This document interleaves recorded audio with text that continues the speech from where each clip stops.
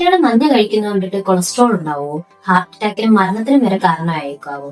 ഇതൊക്കെ നമ്മൾ കുറെ നാളുകൊണ്ട് കേൾക്കുന്ന ഒരു കാര്യമാണ്. ഇത് ശരിക്കും പറഞ്ഞാൽ ശരിയാണോ? നമുക്ക് നോക്കാം. പ്രധാനമായിട്ട് നമ്മൾ മനസ്സിലാക്കേണ്ട കാര്യം, ഒരു മുട്ട എന്ന് പറയുന്നത് നല്ല രീതിക്ക് പ്രോട്ടീൻ അടങ്ങിയിട്ടുള്ള ഒരു ഫുഡാണ്.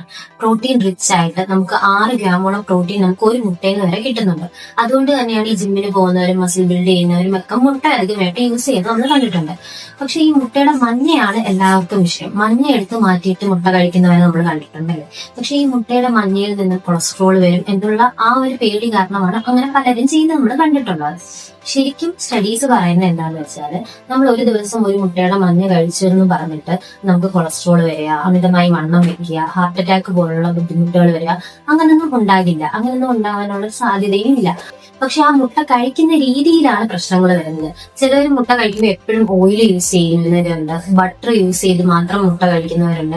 അപ്പൊ അങ്ങനത്തെ കഴിക്കുമ്പോൾ അല്ലെങ്കിൽ അങ്ങനത്തെയുള്ള ഫുഡ്സ് ആയിരിക്കും നമ്മുടെ ഉള്ളിലേക്ക് എപ്പോഴും പോകുന്നതെങ്കിൽ ആണ് പ്രശ്നങ്ങൾ ഉണ്ടാകുന്നത്. അല്ലാതെ നമ്മളൊരു മുട്ട പുഴുങ്ങി അതിന്റെ മുട്ടയുടെ മഞ്ഞയും കഴിച്ചെന്നും പറഞ്ഞിട്ട് അല്ലാതെ കൊളസ്ട്രോൾ കൂടുക അങ്ങനെയുള്ള ബുദ്ധിമുട്ടുകളൊന്നും ഉണ്ടാവില്ല എന്നാണ് പറയുന്നത്. അപ്പൊ ഈ വീഡിയോ നിങ്ങൾ ബാക്കിയുള്ള ഫ്രണ്ട്സിലേക്ക് ഷെയർ ചെയ്ത് കൊടുക്കുക, ചാനൽ സബ്സ്ക്രൈബ് ചെയ്യുക.